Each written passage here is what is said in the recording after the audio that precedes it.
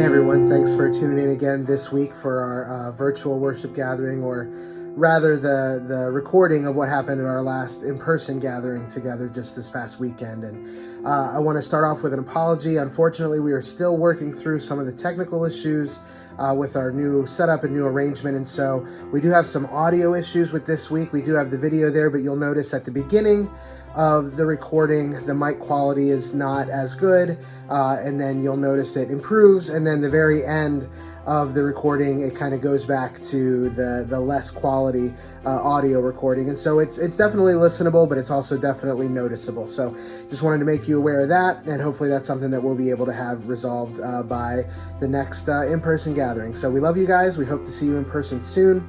Don't forget about our baptism celebration this Saturday. You can find it in our Facebook events.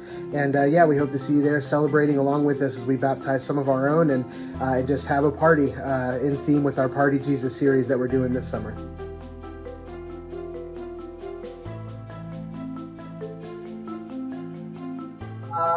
So last week we kicked off our series that's going to take us through the whole summer. Which is our Party Jesus series. And we talked last week about this need for a missional disruption in our routines, in our schedules, and in our comfort zones. And today we're going to be continuing on with that. We're going to be, all of the summer, every week of the series, we're going to be looking at Jesus and how he lived out mission specifically through the lens of some kind of a party gathering, get together. Summer is party season, right? We talked about that last week as well. And so we thought of really no better way than to lean into that and just talk about how can we kind of go along with that cultural flow of it being a party season and look at how Jesus lived on mission through the lens of parties. And so you guys know we do back and forth talking, and so to get warmed up, get you guys out of here, shake off the nerves, I just want to ask an easy question. I want to know, what is the best party that you have ever been to? What is the best party you've ever been to? If that is too much pressure, maybe you're like me, I have a hard time with qualifying something as the best one. You can just tell me a really rad one that you were at. Cal, what's the best party you've ever been to?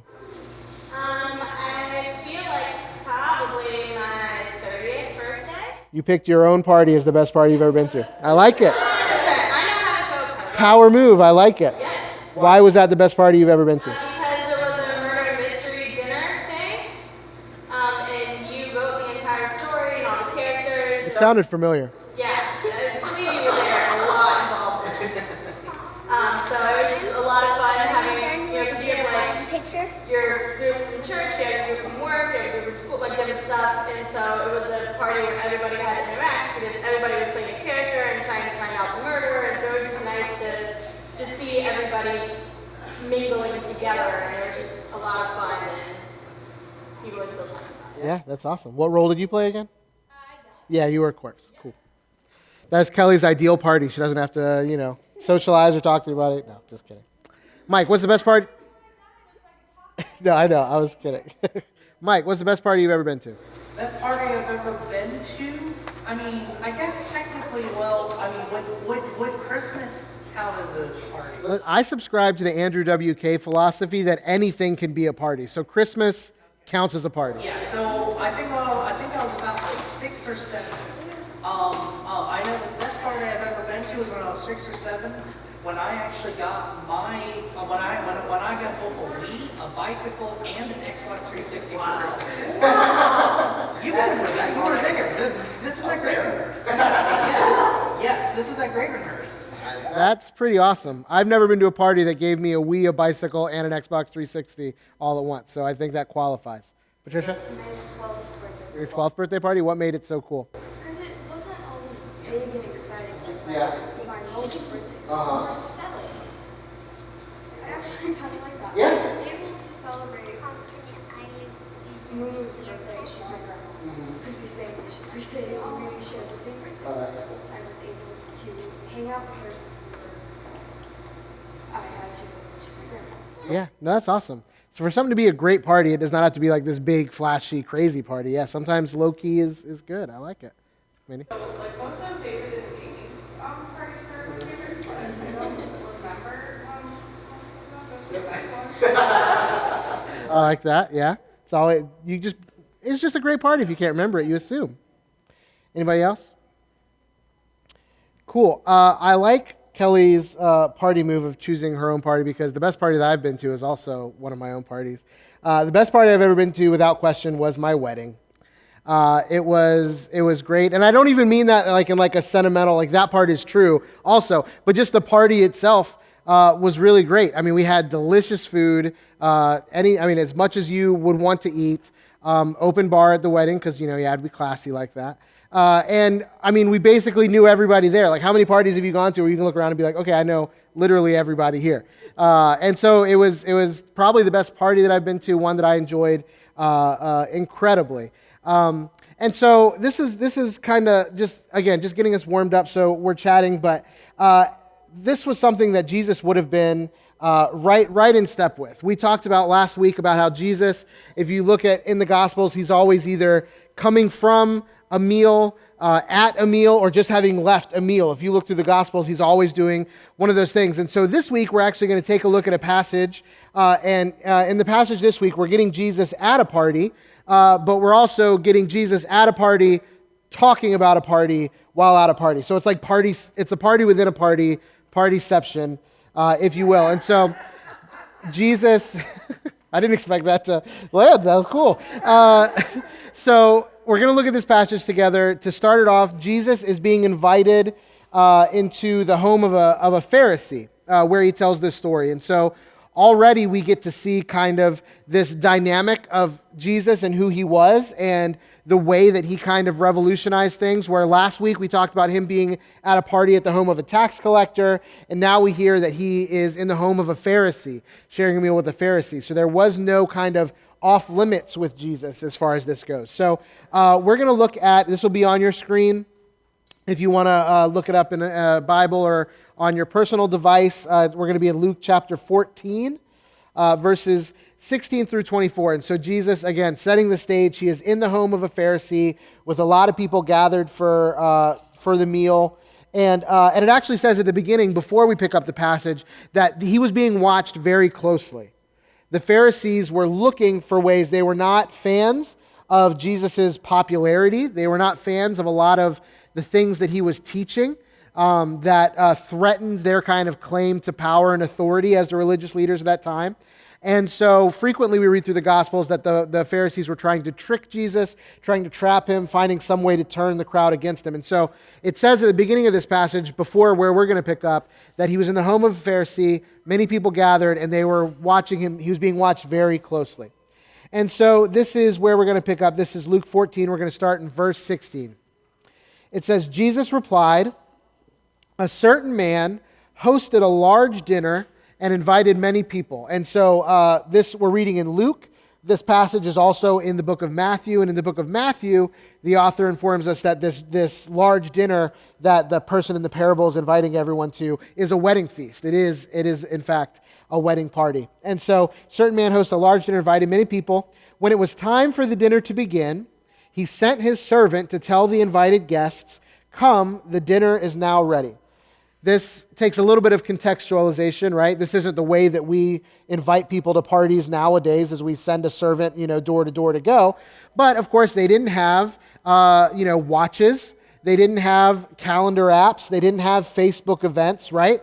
And so when they had these gatherings, what would happen is an invite would be sent in two stages, right? A servant would go out and inform everybody about the party and when it was going to generally be held, and you would either accept or decline the invite. And then when everything was ready, the servant would then go out again and announce the time, "Hey, everybody, it's time to come and gather for the party." So here in this passage, this is what the servant is doing. It's the second stage invitation. So the people that he is going to are people that presumably the people hearing Jesus tell this story would have understood. They already accepted the initial invitation, right?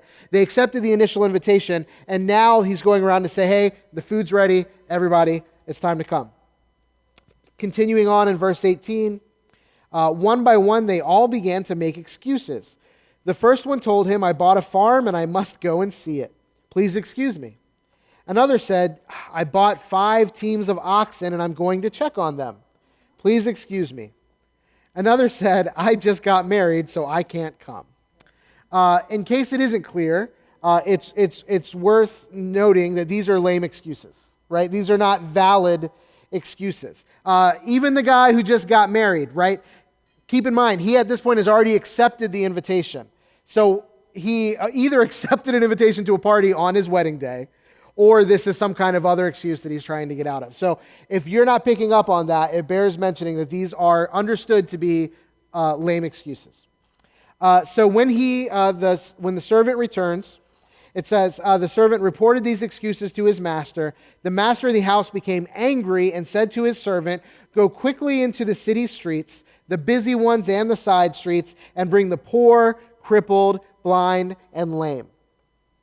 And so this is why the person who's hosting the party is so angry that people can't come. It's not just he's upset they're not coming to his party. It's, hey, they accepted my invitation initially, and now they are backing out and giving me poor excuses. And so he sends the servant out. He says, fine, go out into the streets. Get the poor, the crippled, the blind, the lame. Bring them all. They need to fill this party. And so it's understood that parables are more than just stories, right? Every story is not a parable. A parable is a parable because it's what is called an allegory.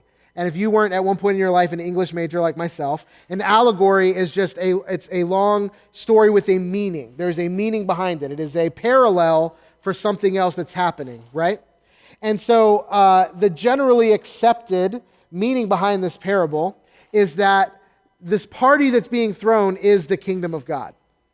And so the person throwing this party, of course, is God the Father. And so the people who were initially invited to participate in this party were the Jewish people. The people who were God's chosen people that he said, I will give you my name and you will represent me in the world. And they had been. They were the people that God chose with Abraham. And so these are the people who initially were the people who were invited to the party. And yet when the invitations go out, they don't respond. They don't come. And so again, the generally accepted meaning behind this is that now Jesus, the Messiah that the Jewish people had been waiting for, is here, and many of the Jews are not recognizing him.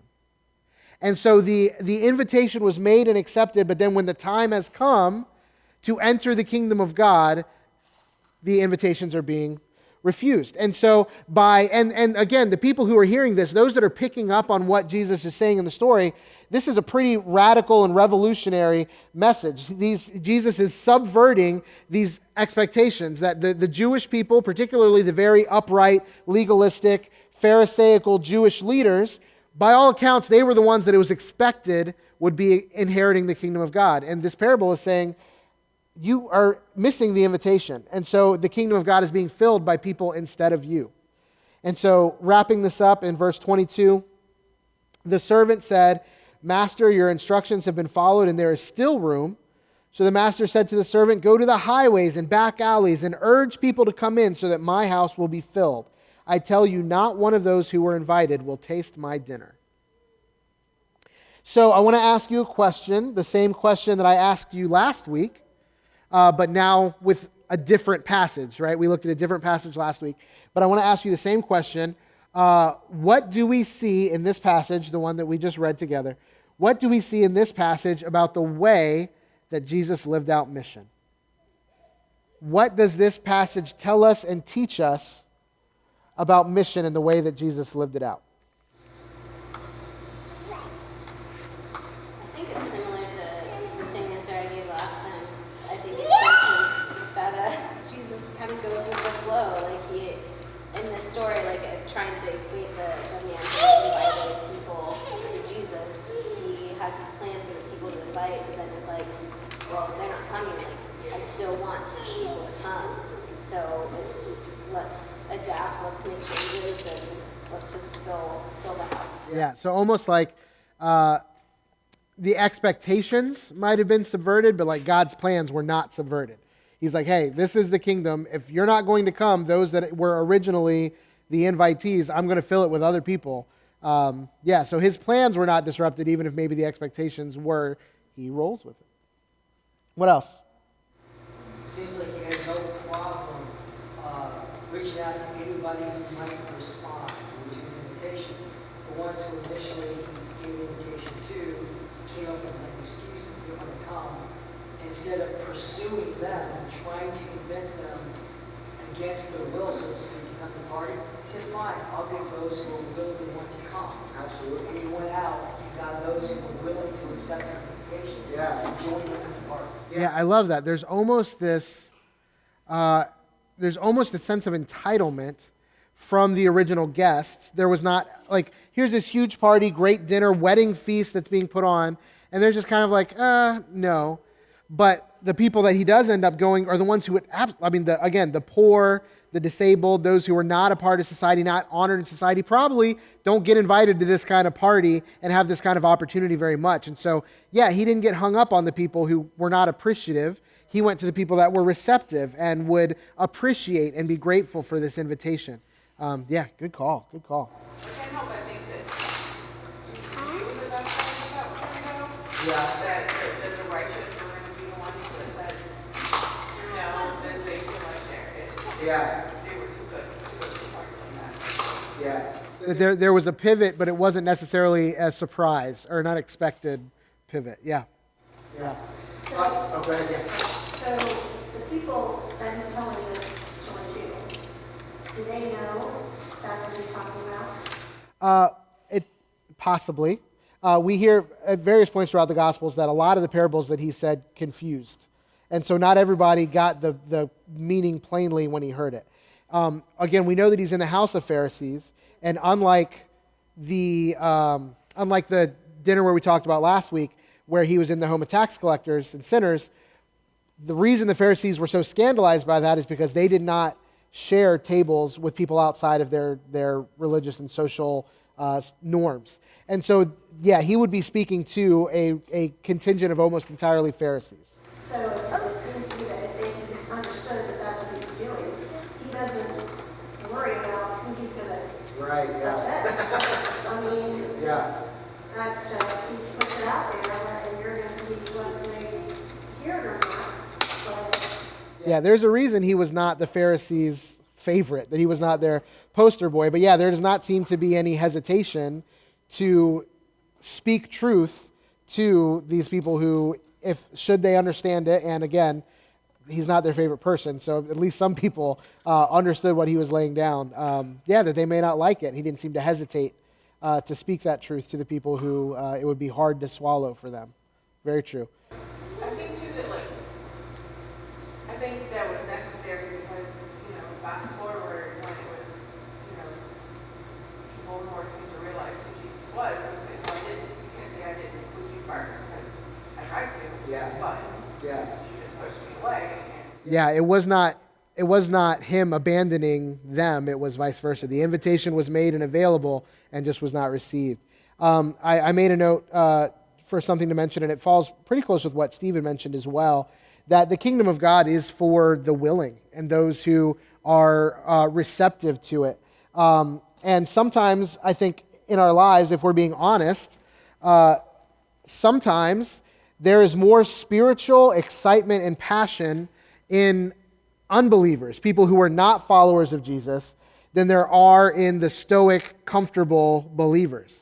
Sometimes there's more passion, more energy, and zeal for the spiritual things of this world among people who do not follow Jesus. And so and I think we're seeing some of that in this story, that, hey, the people that this invitation went out to weren't necessarily the original invitees, but they were passionate, they were excited, and so they came to be a part of it. And I think that that's kind of something that we see in our world as well, that's not necessarily something that should be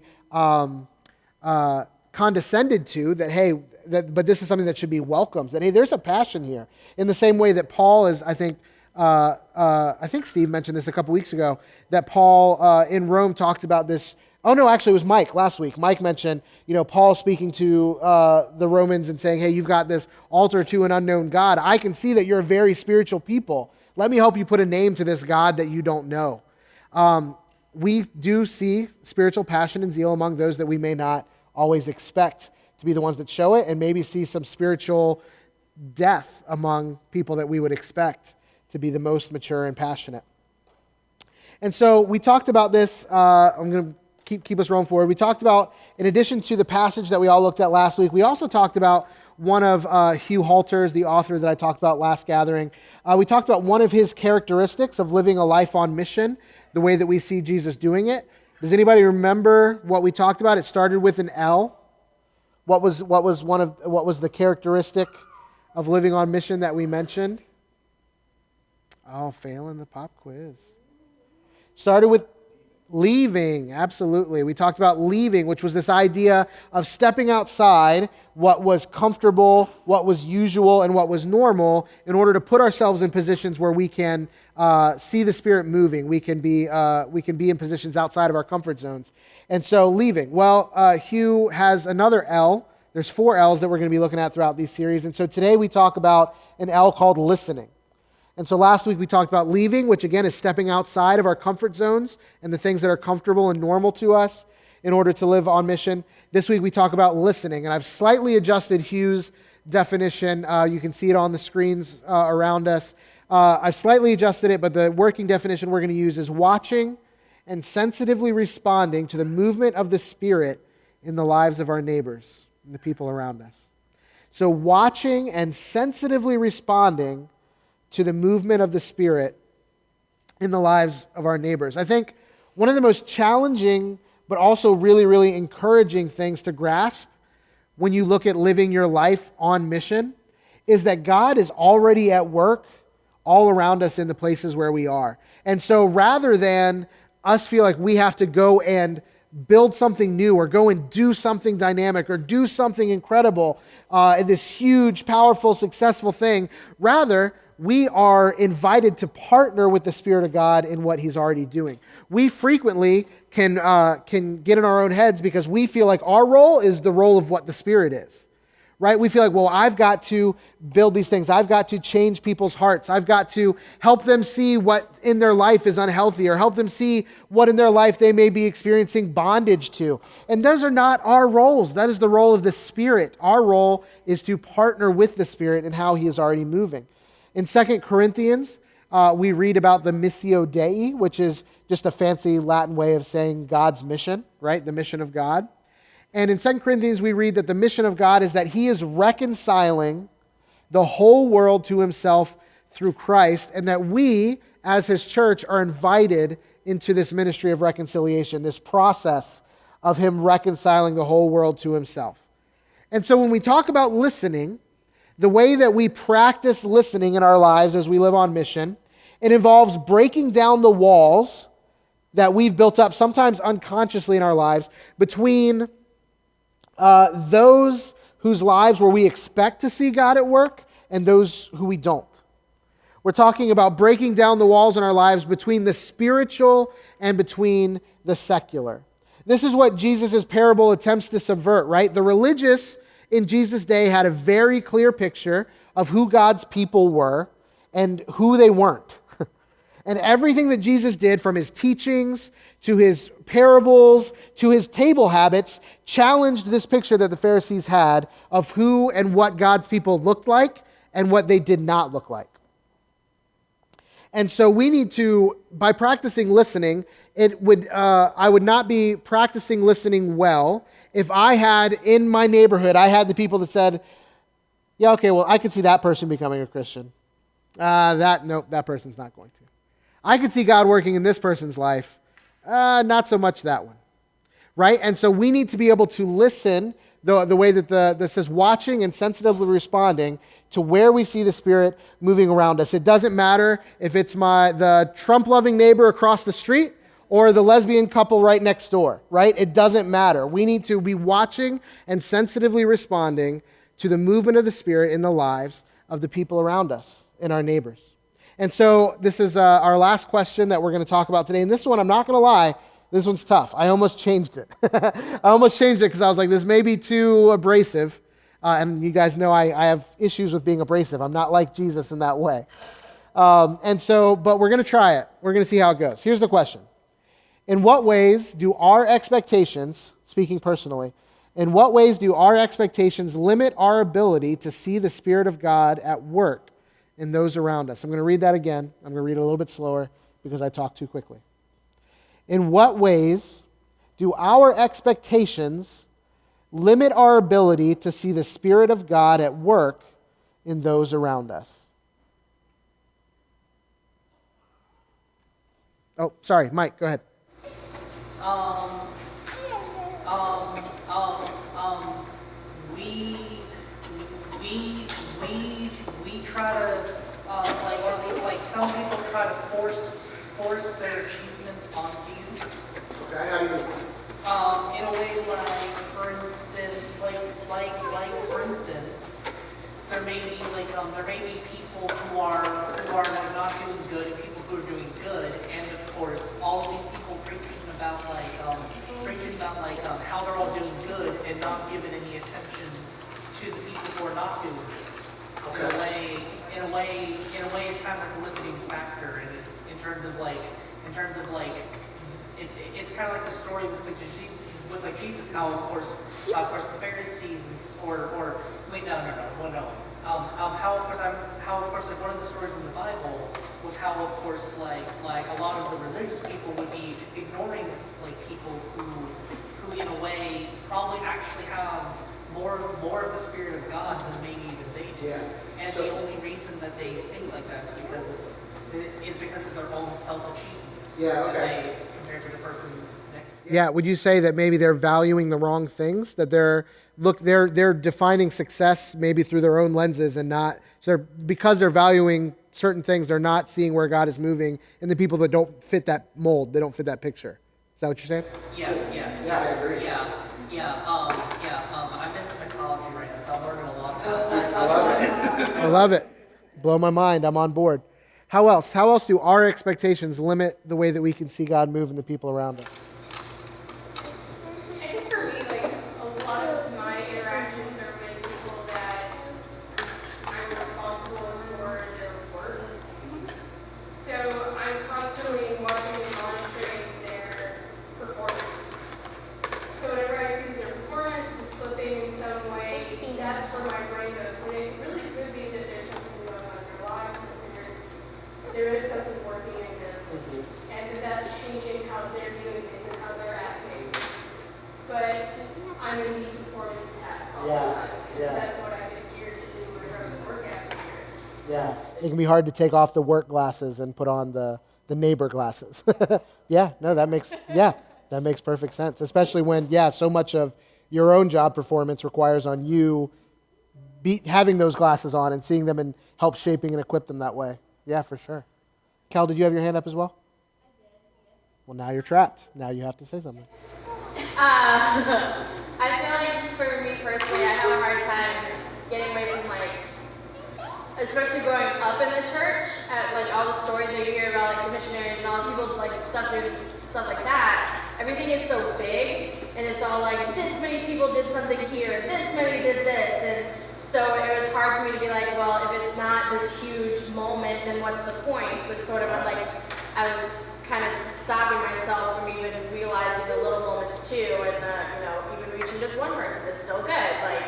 But it was hard to get my mind out of everything has to be this huge, extravagant, mass amount of people thing. Yeah. No, I love that. The church has traditionally placed the most emphasis in the celebration on the biggest things, and so missing the movement of the Spirit in the small, in the interpersonal, in the relationship where that doesn't end necessarily, the conversation that doesn't end with somebody inviting Jesus into their heart, but maybe their heart was just softened to some spiritual truth that it would have been hardened against. And the church not always valuing those small grassroots movements. Yeah, that's good. I really like that.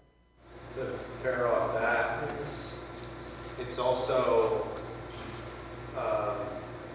whether or not you're okay when people walk away. So like thinking about Jesus himself, like even Jesus had the Pharisees that he was talking to here, which either probably responded poorly or didn't respond at all, or the rich young ruler where he's like, hey, you have a chance to follow me, and you said no. And that was Jesus. Like, you're staring into the face of God and saying, nah, I'm good. And so like not even when we adjust and start going after that one or that very the the small, being okay with, hey, Jesus talked to everyone. Rarely held back. Rarely held back that statement. So being okay with people saying no for now, or no long term. Yeah, we talked about that last week. One of the things that came up for what makes it difficult for us to step out of our comfort zones is that fear of rejection. And so, yeah, being able to be okay with people not responding now or at all. And you have the passage where, Jesus says, take heart if people, reject you or hate you because they hated me first. And so that's an encouraging thing, although it may not sound like it. But yeah, to be okay with, not everybody's going to be on board. And that's okay, for sure. Yeah, I think a lot of that is somehow, and I don't know if it's just here, I don't know if it's worldwide, I know especially in America, is that somehow we've gotten to do everything that we do is our expectations is that we are going to benefit from some way, that we just tend as a society to make everything about ourselves and not about other people. Yeah. Because you can do stuff or say something or, the only real church I belonged to was a Lutheran church, and Colt Martin, he said sin boldly. And he meant in that was do what you believe is what God is telling you to do and wants you to do. What if you learn later on that maybe that's not exactly the right way, then you change it up. Yeah. Because the person is about everybody else. Yeah. Yeah, listening is inherently a something done for somebody else's benefit. It's one of the reasons why it's so hard for us to practice it, is we're usually listening for how we maybe make out or benefit in the situation. Mike, do you have something else? Okay. Another one I just remembered that I think is a lot better than the one I said before. Well, the other one was real good, so don't build up my expectations. Force, or well, not really, like basically like trying to put religious ideals on someone that doesn't want to hear about those things in a way can't do it because somebody who is religious, who wants to maybe bring somebody else into your religion, like you are limited because you think this person does not have the Spirit of God, does not believe in God or anything. When in actuality, like that's like even though that may be true in a sense, that doesn't mean that doesn't exactly mean that they may not actually at the same time that also kind of means that they could also believe. It's just that because in our minds we sometimes put our ideals onto okay, this person does not believe, so that means we need to try and get them to join us. Yeah. In a way, also kind of can limit us with our ability to see God actually working through them, even though they don't believe. Yeah, that's real good. It's kind of focusing on the ways that we're different instead of the things that we have in common. And so maybe all the beliefs aren't exactly aligned with one another, but you can still see where the Spirit of God is active and moving in that person. You're right. That may be better than your last one. And I gotta say, John, you said this on the top of the screen, not going to the limit discussion. Instead, it's everybody can respond to it. I say, one likes it the first time, this is for too. So the way I was thinking, I think a lot of times we project our assumptions and our perspective onto a group of people. The neighbor word might be, say, oh, those people are far from God. So when God actually begins working in our lives, we don't even see it because we, in a way, like the Pharisees, prejudge. And God's not going to work with them until they look like us, or they don't want to. So, I think a lot of times, one way to our expectation, we're going to really see God, we really elevate our own perspective over the possibility that God can actually move in anybody's life at any time. And yet we don't see what He does. We don't celebrate that or be loud about that because we've already convinced ourselves that our opinion matters more. Yeah, we've almost made an idol out of our own perception, our own opinion, and our own perspectives, such that we miss God working in there because we've elevated our own thoughts about how we should be working higher. The other side of that too is that we have expectations about something should be, and then they are not met. Very deflating. And so it's easy to get seated in that deflation of what am I doing wrong when really there's wonderful things happening, we just can't see it because we're so caught up in there should be a bunch of people and they're not here. It's just deflating, but there's really good conversations. And there's really good God working. But it's hard to see that when the expectation of what you prepared for isn't met. Well, it goes along with paying it forward. What you do for somebody else, you do something nice, anonymously or whatever, how even just one person. But what they do after that, whether they do anything after that, you don't see, you don't know. This kind of thing people want to see when everything is the gratification to see what's going on and people may experience God in their lives or reach out other ways and just do different things that we do that's wrong. We don't always see it as hard to know that it's there, but This is good. These are all hitting on this idea of our expectations almost becoming an idol and being elevated over what the Spirit is actually doing, rather than putting ourselves in the backseat and humbling ourselves to look for how the Spirit is actually moving, instead of projecting our expectations of how it should be or would be moving. That's really good. To kind of wrap up in just a minute, we're going to take communion together, but as we wrap up, as the whole idea of this series is looking at living a life on mission, particularly through the summer during this party season. And so, in order to do that, we have to ask ourselves how we may be limiting our view of how the Spirit is at work around us due to those limited expectations, those things we've just been talking about. And so, a couple challenge points, things for us to walk away with, is the need to eliminate this sacred and secular divide and recognize the work of the Spirit all around us and in the lives of people all around us.